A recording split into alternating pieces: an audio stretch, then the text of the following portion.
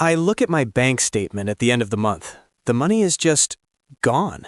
I work hard, I get my salary, but I have no idea where it all goes. It feels like I'm running, but I'm not moving forward. How do you even begin to control it? Most people think that controlling your money means tracking every coffee, every small purchase.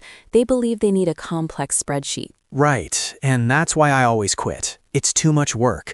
It feels like a punishment. Exactly. The real problem is not the small details. It's the lack of a clear system for making decisions. We spend our energy on the wrong things. What are the right things then? Before we can manage money, we have to understand what it's for. Most people mix everything together. The rent, a new phone, a vacation, it all comes from the same place. It creates confusion. Because it's all just money. It all has to be paid for. That sounds logical, but it leads to stress. The first step is to separate our spending into clear categories. Not 100 categories, just 3. What you need, what you want, and what you're building for the future. Needs, wants, and savings. I've heard that before. But it feels blurry. My morning coffee feels like a need some days. My internet is a need, but is the fastest internet plan a need or a want? That's the exact confusion that stops most people. We often believe we must cut all our wants to be good with money. We see it as a sacrifice. Yes, that's what budgeting feels like, saying no to everything that's enjoyable. And that's why it fails. No one can live like that for long. The goal is not to eliminate wants, it's to understand what is truly essential. So how do you decide? What makes something essential? Think about this question. If I do not pay for this, will my life or health be in immediate serious trouble? Okay, my rent, yes. My electricity and water, yes. Groceries, yes.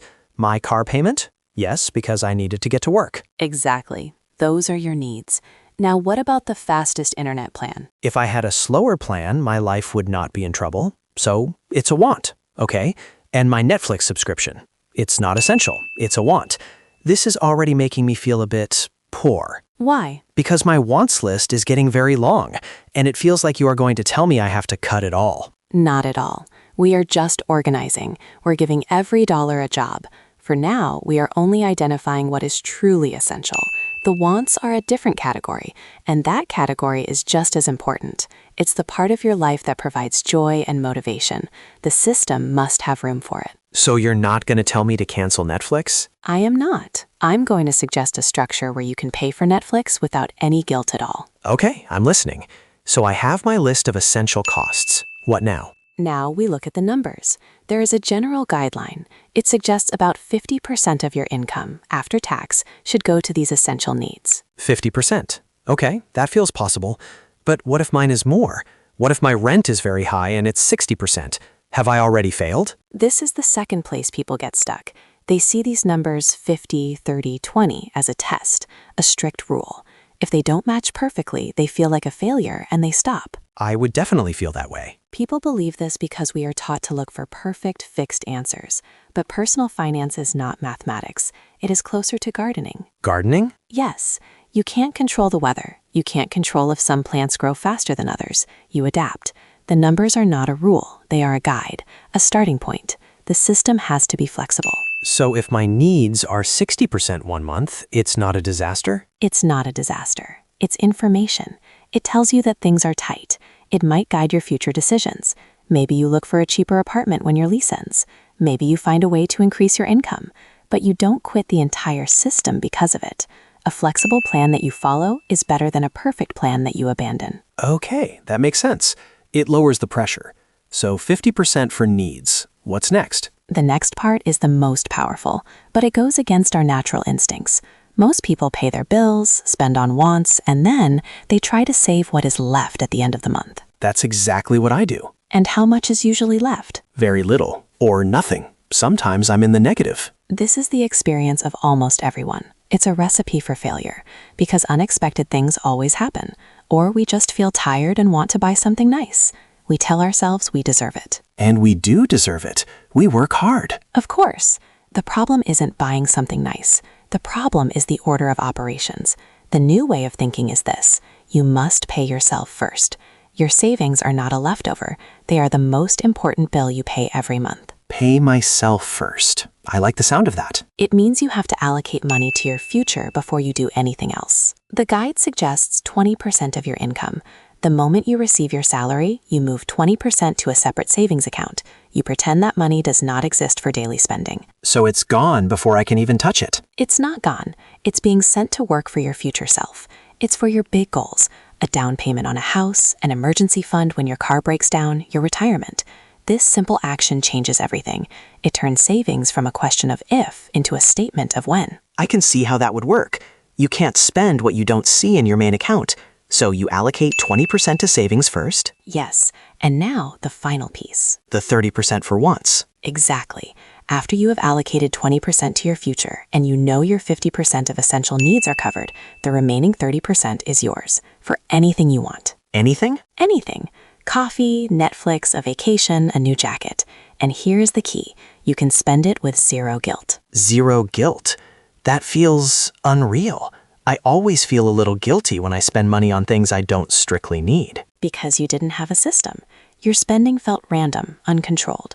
When you have a system, this 30% is your permission to enjoy the money you earn. It's a planned part of your financial health.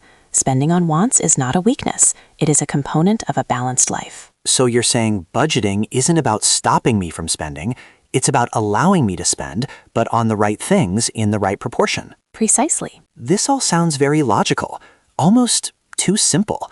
If this is true, why do so many smart, hardworking people still fail with their money? There must be more to it. What about debt? What if you have a medical emergency?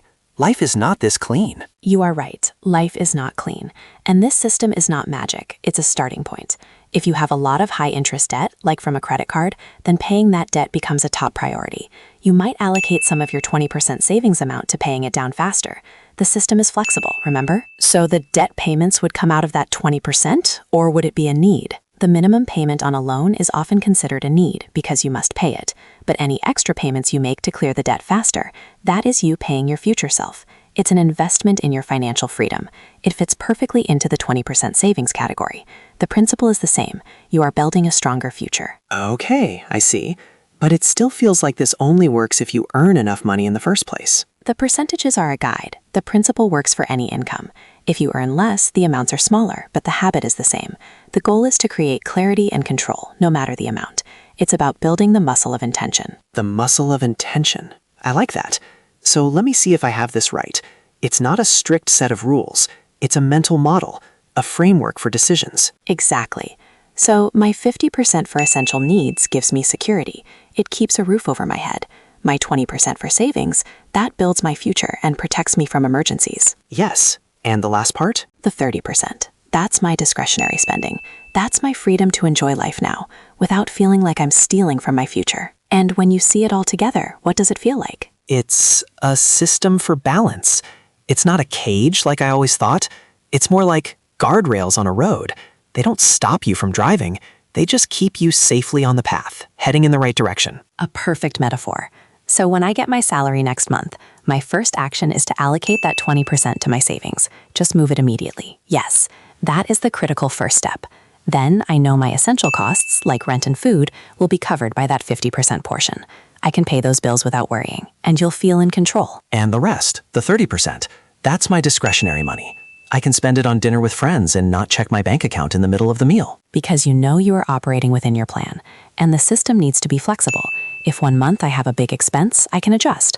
I don't have to quit. The long-term goal is just to accumulate savings over time. You see, the goal isn't to be a perfect accountant. It's to have a simple, robust system that reduces stress and builds confidence. All this time, I thought I needed more discipline, like I just had to be stronger and say no more often. And now? I don't think that was it. I think I just needed a map. Or not even a map, just a compass.